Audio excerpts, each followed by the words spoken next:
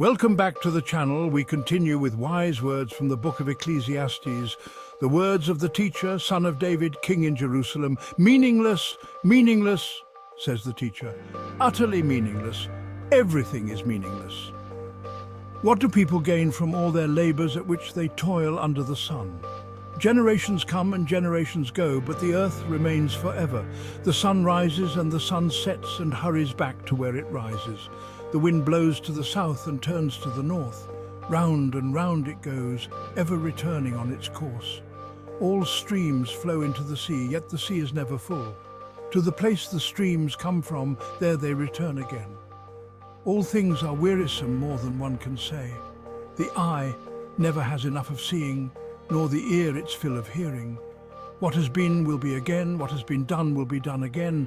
There is nothing new under the sun. Is there anything of which one can say, look, this is something new? It was here already long ago. It was here before our time. No one remembers the former generations, and even those yet to come will not be remembered by those who follow them. I, the teacher, was king over Israel in Jerusalem. I applied my mind to study and to explore by wisdom all that is done under the heavens. What a heavy burden God has laid on mankind.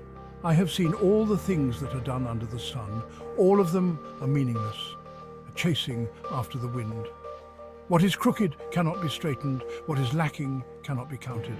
I said to myself, look, I have increased in wisdom more than anyone who has ruled over Jerusalem before me. I have experienced much of wisdom and knowledge. Then I applied myself to the understanding of wisdom and also of madness and folly. But I learned that this too is a chasing after the wind. For with much wisdom comes much sorrow. The more knowledge, the more grief. I said to myself, come now, I will test you with pleasure to find out what is good. But that also proved to be meaningless. Laughter, I said, is madness. And what does pleasure accomplish? I tried cheering myself with wine and embracing folly, my mind still guiding me with wisdom. I wanted to see what was good for people to do under the heavens during the few days of their lives. I undertook great projects. I built houses for myself and planted vineyards.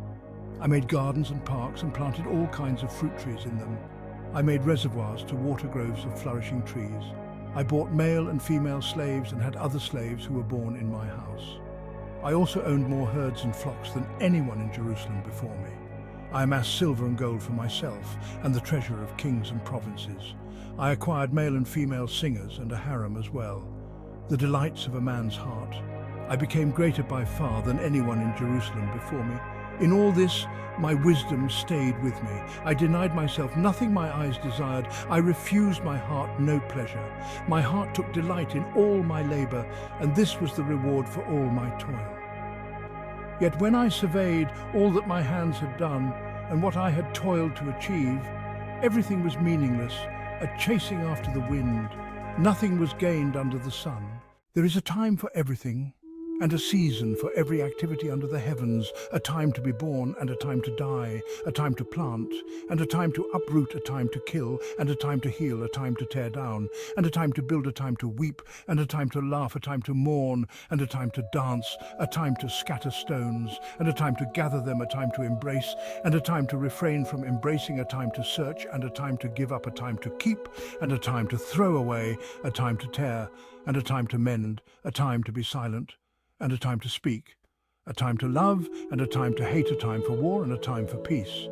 What do workers gain from their toil? I've seen the burden God has laid on the human race. He has made everything beautiful in its time. He has also set eternity in the human heart, yet no one can fathom what God has done from beginning to end. I know that there is nothing better for people than to be happy and to do good while they live, that each of them may eat and drink and find satisfaction in all their toil. This is the gift of God. I know that everything God does will endure forever. Nothing can be added to it and nothing taken from it. God does it so that people will fear him. Again, I looked and saw all the oppression that was taking place under the sun. I saw the tears of the oppressed, and they have no comforter. Power was on the side of their oppressors, and they have no comforter. And I declared that the dead, who had already died, are happier than the living, who are still alive. But better than both is the one who has never been born. who has not seen the evil that is done under the sun. And I saw that all toil and all achievement spring from one person's envy of another. This too is meaningless, a chasing after the wind. Fools fold their hands and ruin themselves. Better one handful with tranquility than two handfuls with toil and chasing after the wind. Again I saw something meaningless under the sun. There was a man all alone. He had neither son nor brother. There was no end to his toil, yet his eyes were not content with his wealth. For whom am I toiling, he asked, and why am I depriving myself of enjoyment? This too is meaningless, a miserable business. Two are better than one because they have a good return for their labor. If either of them falls down, one can help the other up, but pity anyone who falls and has no one to help them up. Also, if two lie down together, they will keep warm, but how can one keep warm alone? Though one may be overpowered, two can defend themselves. A cord of 3 strands is not quickly broken. When you make a vow to God, do not delay in fulfilling it. He has no pleasure in fools. Fulfill your vow. It is better not to make a vow than to make one and not fulfill it. Do not let your mouth lead you into sin. Whoever loves money never has enough. Whoever loves wealth is never satisfied with their income. This too is meaningless. As goods increase, so do those who consume them.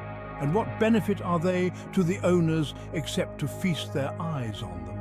The sleep of a laborer is sweet, whether they eat little or much, but the abundance of the rich permits them no sleep. Wisdom, like an inheritance, is a good thing and benefits those who see the sun.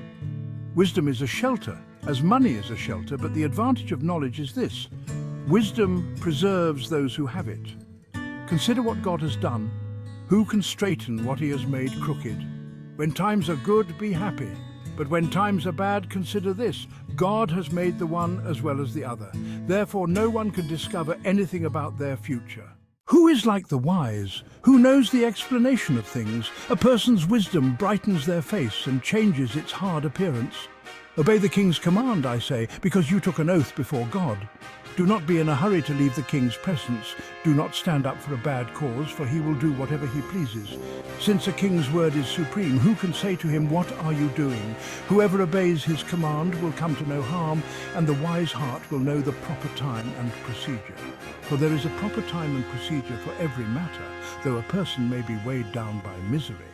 You know, all share a common destiny: the righteous and the wicked, the good and the bad, the clean and the unclean. Those who offer sacrifices and those who do not. As it is with the good, so with the sinful. This is the evil in everything that happens under the sun. The same destiny overtakes all. Just as dead flies give perfume a bad smell, so a little folly outweighs wisdom and honor.